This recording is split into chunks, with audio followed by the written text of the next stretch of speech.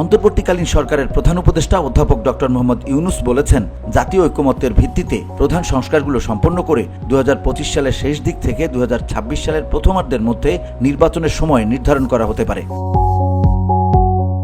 মহান বিজয় দিবস উপলক্ষে সোমবার জাতির উদ্দেশ্যে দেয়া ভাষণে তিনি কথা বলেন। প্রধান উপদেষ্টা বলেন, আমি সকল প্রধান সংস্কারগুলো সম্পন্ন করে নির্বাচন আয়োজন করার ব্যাপারে বারবার আপনাদের কাছে আবেদন জানিয়ে এসেছি। তবে রাজনৈতিক ঐকমত্যের কারণে আমাদেরকে যদি অল্প কিছু সংস্কার করে ভোটার তালিকা নির্মূলভাবে তৈরি করার ভিত্তিতে নির্বাচন সম্পন্ন করতে হয়, তাহলে 2025 সালের শেষের দিকে নির্বাচন অনুষ্ঠান হয়তো সম্ভব হবে।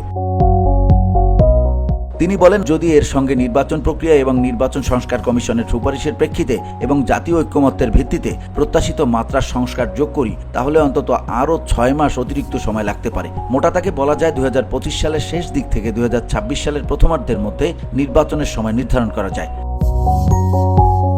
প্রধান উপদেষ্টা বলেন, প্রধান নির্বাচন কমিশনার সহ নির্বাচন কমিশন গঠন করা হয়ে গেছে। কমিশন দায়িত্ব গ্রহণ করেছে। এখন থেকে তাদের হাতে দায়িত্ব ন্যস্ত হলো ভবিষ্যৎ সরকার গঠন করার প্রক্রিয়া শুরু করার। তারা তাদের প্রস্তুতির কাজ শুরু করেছেন। তাদের হাতে অনেক কাজ। তিনি বলেন, প্রথমে সবচেয়ে বড় কাজ ভোটার তালিকা হালনাগাদ করা। এটা এমনিতেই কঠিন কাজ।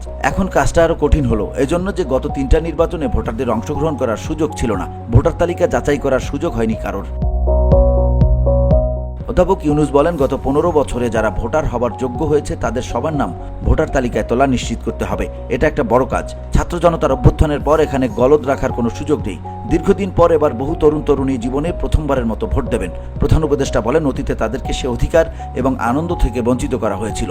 তাই এবারের নির্বাচনে তাদের ভোটদান একটি স্মরণীয় ঘটনা হয়ে থাকবে। এই অভিজ্ঞতাকে মসৃণ করার সমস্ত আয়োজন করতে হবে।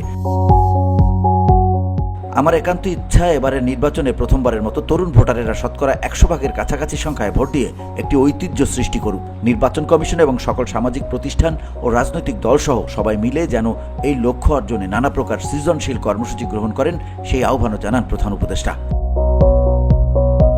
VOD Bangla news desk.